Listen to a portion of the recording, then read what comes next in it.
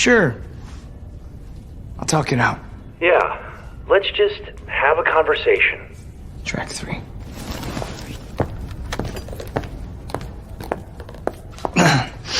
Better not be fucking Dave Matthews Band. Okay.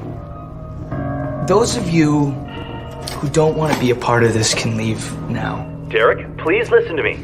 But if you choose to stay, which it seems like you guys are choosing... Derek, please. You understand and agree to the following terms and conditions. Derek! 1. Derek, this is the virus. You hereby waive your right Derek, please. to your own personal bodily integrity. This is not you. 2. I'm a life... Per the State versus Neville Reed, my colleague and I will not be held criminally liable for any felony or misdemeanor that you may be a victim of, including, but not limited to, aggravated assault, aggravated battery, disorderly conduct, destruction of property, mayhem, and first-degree murder. And 3, terms and conditions may change or be updated whenever the fuck I want! Consider yourselves notified.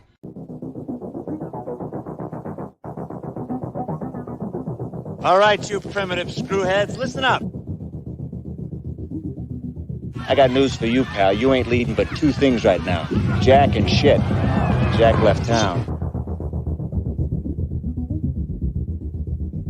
Well, hello, Mr. Fancy Pants.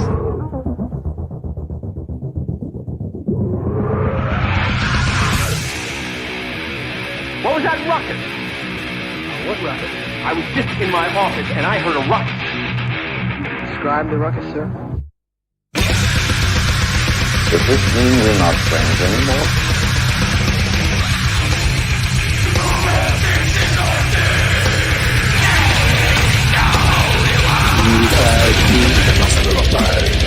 Not me. I'm in my prime. Out of your mind.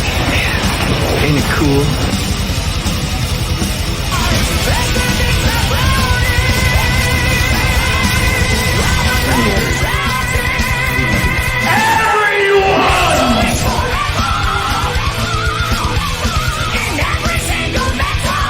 First you want to kill me, now you want to kiss me. Blow.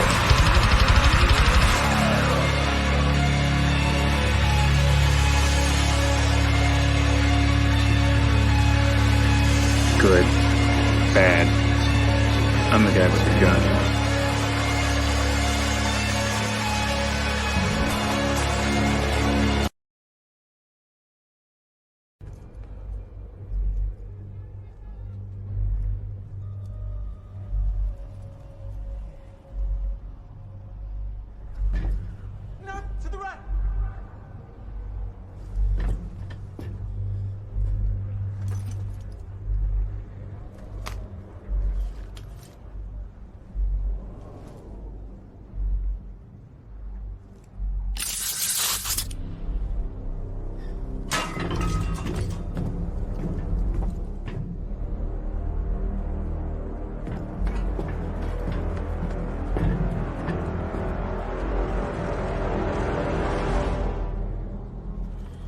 You are awakened. Witness me!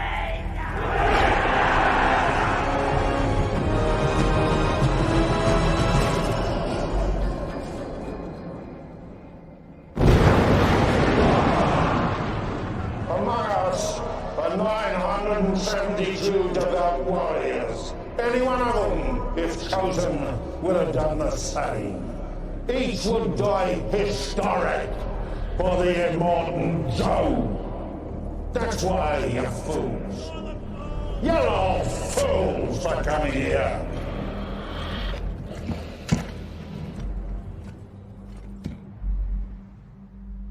I am Scrotus. I am Rectus. We are the sons of the immortal Joe. And now, we're going to kill you.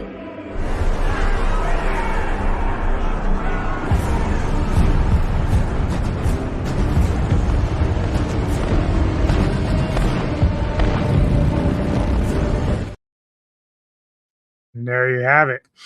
Quick scene from Furiosa, a Mad Max Saga 2024. I am DJ Anubis. You are on the Metal Time Radio podcast channel, doing a movie review for such movie I just said, and directed by George Miller. Cast consists of Anya Taylor-Joy playing Furiosa, Chris Hemsworth as Dementus, Lackey Hume as Immortan Joe, and Tom Burke as Praetorian Jack. Those are our four main characters here. The plot is, as the world fell, young Furiosa is snatched from the green place of many mothers and falls into the hands of the great biker horde led by warlord Dementus. Sweeping through the wasteland, they come across the Citadel, presided over by the Immortan Joe. While the two tyrants war for dominance, Furiosa must survive many trials as she puts together the means to find her way home.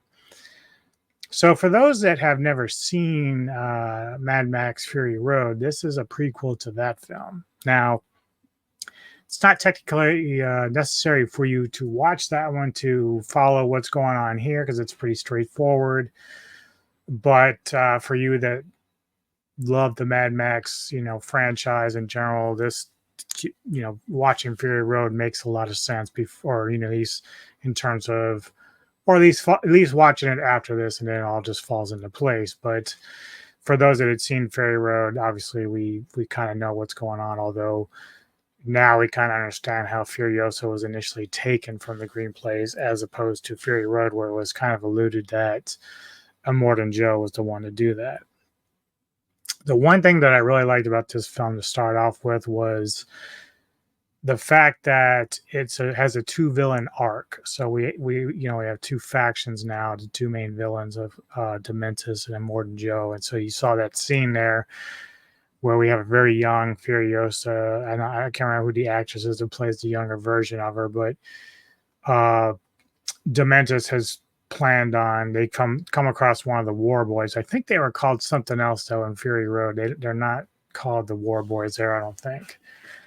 But the one that they come across tells them there's, a place called the Citadel that has greens, which is food, and of course access to fuel, which still drives basically the afterworld economy, essentially, with your machines and the motorcycles and cars and shit. So basically we have like three different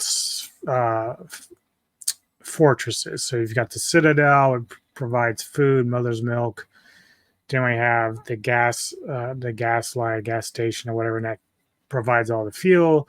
And then we have a location where it's providing firearms and weaponry and ammunition. So they all kind of barter with one another in terms of like, okay, you give us so much of this, we'll give you this, and so on and so on. But Hemsworth's character Dementus is sort of like this outcaster from a different society altogether. So he initially was trying to find out where Furiosa came from, because Furiosa in the beginning as a young child came upon some bikers from Dementus's group and got caught. And so basically her mother tried to save her and died in the process of doing that.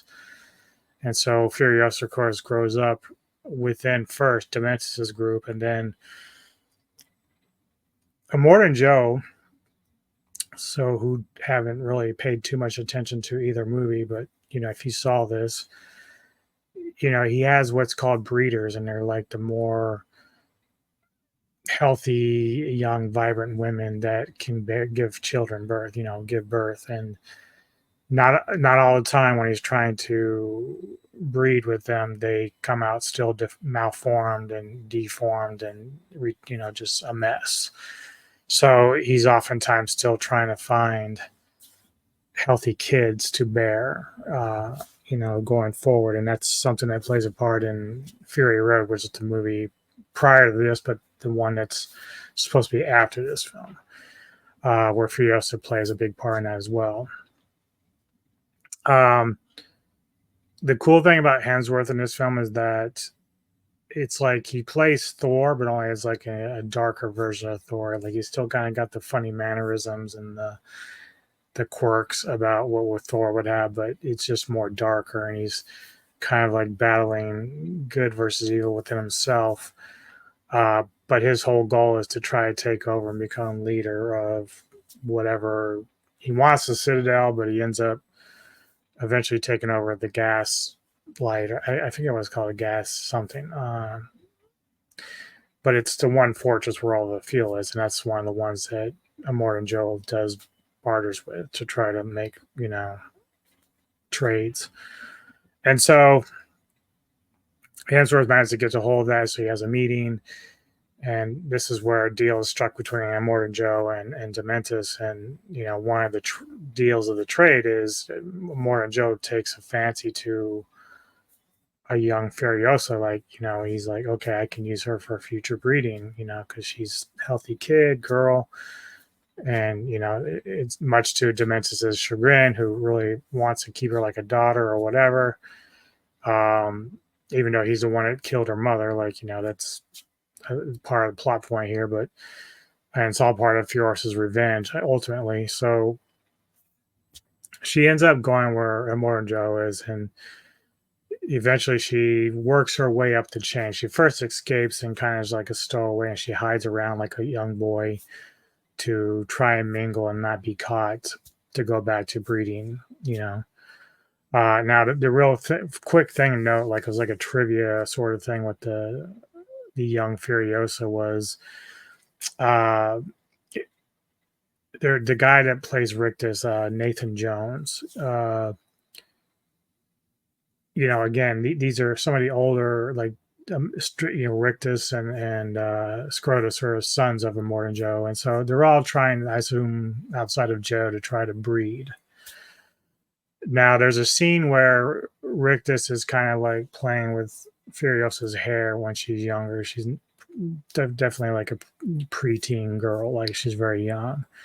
Now, I don't get any sense that at any point for myself, maybe someone correct me if I'm wrong, that Joe is mating with that young of a girl. Like, I think they're kind of just raising them to be breeders, because there's some older women, obviously, that are breeding for him, but he saw how healthy she was and was going to keep her as one down the road. Now, Rictus has this moment where he's kind of playing with her hair and he's kind of fascinated with her, but you don't really know exactly what it is. Some people have alluded to that, he's thinking impure thoughts with the younger girl. And even if he is, this is kind of the world that they live in. This is all part of the storyline. Like, it's just how it is. They're desperate to reproduce healthy kids, because the atmosphere, whether you have bad water or good water, is contaminated or whatever, but clearly it has effect on their body. Like, some of the guys are growing things, and it's radiation or whatever. It's a dystopian world. It's not really, and you're fighting to try to find some semblance of what they once had. So it isn't like implausible that Rictus was looking at her in a very sexual way or whatever, but the actor took a lot of heat, I guess, from some fans on that, and like what I thought was really weird. But I did like his answer, his statement about this, and he says, "This is a very sensitive subject, and I want to emphasize that it involves a fictional character. The details can be uncomfortable, and as an actor, my job is to portray a character based on the direction a script provided to me. I appreciate your understanding and support and recognizing the distinction between fiction and reality. Thank you." And that's fact. That's a very big fact. Like, I'm glad he just put out there plainly. People tend to confuse fiction from reality. Now, sometimes fiction can parallel the reality in certain things, but by no means, this does not mean that Nathan Jones likes little girls. He's portraying a character in a fictional world where, again, they're desperate to reproduce. And so even if that means he's thinking about a younger girl to do that with, it doesn't mean that the guy portraying a character is like that. We've seen this kind of with the gentleman that plays Homelander in The Boys. Like, people think because he's portraying a character like that that somehow the actor is the same behavior as the character he's portraying, which is dumb. I just find that to be very shallow people when they do that. And that's sort of what leads us to, and I don't want to get into a big rant about wokeism and stuff, but that's kind of like what we're talking about whenever we hear about directors and actors that are trying to insert that stuff into their storylines because they want to send a message that's for the real world, but nobody really wants that. Like, you can still have a storyline that kind of deals with some of the subject matter, but if you're just checking boxes and you're just trying to use propaganda or agenda in a story or series, it's not going to be conveyed well. People don't want that. So you still have to separate the fiction from the reality. And if you're not doing that, like, there's no way that this guy, Nathan Jones, is trying to say, yeah, this is okay in the real world. He's not saying that whatsoever. And I just got done like reading some stuff about The Acolyte. Again, I'm sidestepping here a little bit. The Acolyte season 2 was canceled, and I was reading a little bit about what the main actress was saying about how their job was to be inclusive for the LGBT community and people of color. And, like, you know, on the surface, that's fine, but when you're making it just about that and you're not worried about the story being strong or good storytelling or even entertainment value out of it. Some people who have seen this, I have friends that have said they like The Acolyte. I have not seen it, but a lot from what I've heard, the majority of Star Wars fans do not like it. And so, but then when we look at something like Fury Road or even Furiosa, you have a strong female lead. Anya Taylor-Joy is amazing as usual in this. And it's a strong female lead. You have some men in there, you know, white man, black man, whatever. It's mainly white, but they don't worry about checking boxes. They worry about, George Miller worried about good storytelling and make it a very strong character. There were people that were pissed off about Fury Road because it wasn't about Mad Max himself. Max was in it, but just as a side player. And the funny thing is, when I watched Fury Road, I knew exactly that that movie was going to be, it was basically a Furiosa movie. It wasn't really a Mad Max story. So it's not shocking that they did like a prequel to that. Like, that's fine. Like, it's fine if you want to grow the Mad Max universe. Now, I'd still like to see a film come back about Max and what he's doing. We do have like a quick glimpse of Max in this film. But it's only like it's only one time he appears like sitting on a mountain or something, and he sees Furiosa walking or whatever, or driving or whatever. And so that's it. That's all we see really from that point of view. So yeah, I just, you know, you have a strong female lead and she does a great job in this, and there's no like preaching or propaganda behind it. It's just good storytelling. It's like Ripley in the sand, you know. So one of my favorite scenes, of course, is a shot that we see in the trailer, but it's also in the movie. And that's of Anya here, like at the gates of one of the gates, and like this explosion happens behind her. I think that's such a cool shot. From what I understand, Anya did do quite a few of her own stunts in this film. She prepped for this. Apparently, Miller had already had this written while they were doing Fury Road, so they were already in the process of doing this film after Fury Road. And here's a shot, of course, of Hemsworth as Dementus, and he did an amazing job in this, playing the villain. And then the other quick note here was Elsa Pataki, who was actually Hemsworth's real wife in real life. She actually played a character in this as well, which she was pretty gruesome in this, but really came out pretty nice. And you didn't get to see a lot from her, but she was in there a couple times and doing her thing. But that was kind of cool. I thought that his wife participated in this film as well. So yeah, so I mean, I'm not gonna give a whole lot away. I mean, it's been out for a little while, but it's just now on HBO Max, which is where I got to see. I didn't get a chance to go to the theaters, and that's kind of the strange thing about this film. So it gets a 90% from critics and 89% from the audience, which is great. But at the box office, it broke even. I think it would cost them $168 million to make, but it was 172 that they grossed. So it broke even, which was disappointing on that level. I can't explain why. We're not dealing with COVID anymore. I know that theaters have been kind of struggling a little bit, but you look at some other films like Deadpool and Wolverine, and it did incredibly well at the box office. So I don't know if there are people just still pushing back on the fact that Furiosa is like this side character, because this movie is actually very, very good. So I don't really know the answers of what happened there with that. What I do hope, because apparently Miller still wants to do another movie called The Wasteland, and the way he described it is he wants to be able to do what we're seeing is expand the Max universe. And so if he gets to do another film, he's hoping if this one did well, he'd be able to do that one. But with it breaking even, I don't know if he's going to have the budget to do it. Now, I would just say that I hope he tries to still go forward with it, because I think it would be a great concept. I think people will eventually come around to this.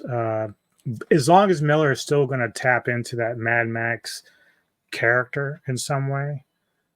Like if he can actually go and just make another Max film to add to this, or I don't know if he's going to do a Dementis prequel or something. I don't know. But you had Praetorian Jack, who was actually a love interest sort of with Furiosa, which was kind of cool. The only thing I didn't like is the kills. We didn't get to see a lot of the kills like I thought we might. Like a lot of things happen off screen that you just don't see. And it's like, you kind of water that down a little bit. It's not like you necessarily need a bunch of gore or anything like that, but we do see that Jack is being dragged around by a motorcycle, and we don't really see what happens after that. Like it obviously is for a period of time. We do see that how Furiosa loses her arm, of course, but just some of the stuff that I thought would have been there because they were trying to like showcase this relationship where Praetorian Jack was basically teaching Furiosa how to be a Praetorian, one of the better fighters and the drivers of the rig that goes to transport goods from one end to the other. And, they end up bonding and building this relationship, which, we really don't see much more from that. And that's probably the only weak point that I really see, because Miller took it upon himself to kind of build that arc, and then you don't really get much out of it. There's no real emotion there with that anymore. Because really, Furiosa already has a beef with Dementis, which is, predates the Jack stuff. So it's like she's already got a revenge and plan for Jack. So I don't know, that part of the story just was kind of water or passed by pretty quickly. And so I don't know why they even bothered at that point. It just didn't make sense, other than the fact that he was kind of training her to be a better warrior. And they didn't bother doing all that because Miller thought it was like cliche to kind of do that with that. But anyway, it's well worth watching. I hope it builds up more of a cult following at this point. Maybe if people have HBO Max, start watching it, maybe build up the ratings or the viewings on that. Maybe that will sort of push the studio to go ahead and greenlight Miller for another film. I give this film a 9 out of 10, which is about where Rotten Tomatoes has it. Like I said, the audience was around 89%. The critics were around 90%. So it's good. It's not as good as Fury Road to me, surprisingly, because I kind of like Anya better as Furiosa than Charlize, even though I thought Charlize did a great job. There was mention that Charlize wanted to do Furiosa again. They could have de-aged her, but I'm glad they went this route. I'm glad they didn't really try to do the de-aging. It's not like it couldn't work. It's just that Anya is a very, very great actress. She's very multi-talented and can do very different things with roles. I've seen her in Northman, The Witch, Last Night in Soho. Like, she can do just about everything, and she continues to showcase her diversity and her versatility with her acting. So Very good job. And even Hemsworth showed a lot more in this as well. So check it out, man. It's totally worth a good film for me. Yep. So coming up later this week, I've been told by Mr. Lambert I need to check out a trailer, which it's called the movie called The Substance with Demi Moore. So I'll have that up later today, a reaction for that. Tomorrow, obviously my top 5 rock and metal albums of the week will be out. And then at 2 p.m., I will be with Mr. Tony of the Dead. We're doing another episode of The Ghouls of Midnight, and we're reviewing the movie The Kiss from 1988, starring Joanna Pacula and Meredith Salinger. Thursday at 1 p.m., this has been verified now, 1 p.m. Eastern, we will be guesting on the Entertainment Headquarters with Kevin Lambert to do the Poltergeist franchise, reviewing those movies and that. I think we will have Crip for that. Tony, Anthony Jordan, and myself and Mr. Lambert. I can't remember if there's someone else or not in that, but we're going to be sitting down and reviewing that franchise. And then Friday, 8 p.m. Eastern, I will have a panel of guests as we review Brotherhood of the Wolf. That will be a live event. And Saturday at 1 p.m., Mr. Lambert and I will be doing another Cinemax Synergy episode where we were reviewing my pick, Billy Jack. And then I may or may not be guesting on something for Samurai later, but that's going to be released at another date, kind of like what I did this past weekend as we reviewed Dr. Giggles. You'll start seeing some of those videos pop up around in September. I think September and October, Samurai is going to be releasing some reviews for horror films. He wants to do 2 months worth of that stuff. So he's kind of gathering different collaborators to do that stuff with and put out those videos. So when he does, I'll share the links and let you know when they're out there. But yeah. Also next Thursday, the 29th, not the one coming up at the 29th, the Professor, Daniel Miller, and I will be sitting down to review AVP2 Requiem. People are going to be like, why are you doing that? And the reason is because I kind of like it more than other people, but it does have its fair share of problems. But I think it'd be good to kind of like tackle it, because I think Mr. Professor and I agree to some degree for both the AVP films that there's some good things about both that they kind of missed on, and some things they got right in terms of just like entertainment part of it. But we'll break into AVP2 because that seems to be more controversial for people than the first one. So yeah, we'll probably talk a little about both. But anyway, thank you all. Hit the subscribe button and like if you enjoy the content we provide for you. You can always check out the 24/7 live stream music that I have played on the radio at metaltimeradio.com. We do have a player up there. Also, if you have an iPhone or Android, there's an app called the XII Alive. If you search Metal Tavern Radio on there, you can get our station and you can listen to it on your phone. And we also have podcasts either at Podbean or Player FM, Metal Tavern Radio. If you look it up, we have whatever podcast. Like I know occasionally Neko and I will do classic reflections where we take a full album and go through each song and then review it. And unfortunately, sometimes I can't. When I put it up on YouTube, it stops me for copyright reasons. So if for whatever reason you are interested in something that we've done and it doesn't show up publicly, because I can give you a direct link to one. So we did last one we did was Static X, Wisconsin Death Trip.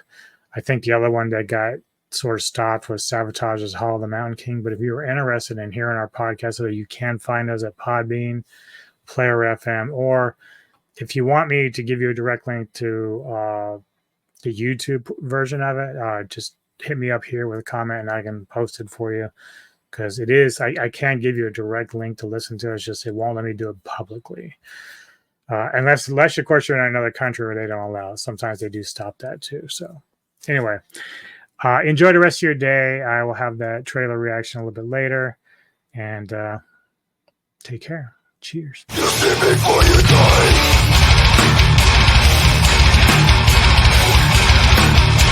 Find the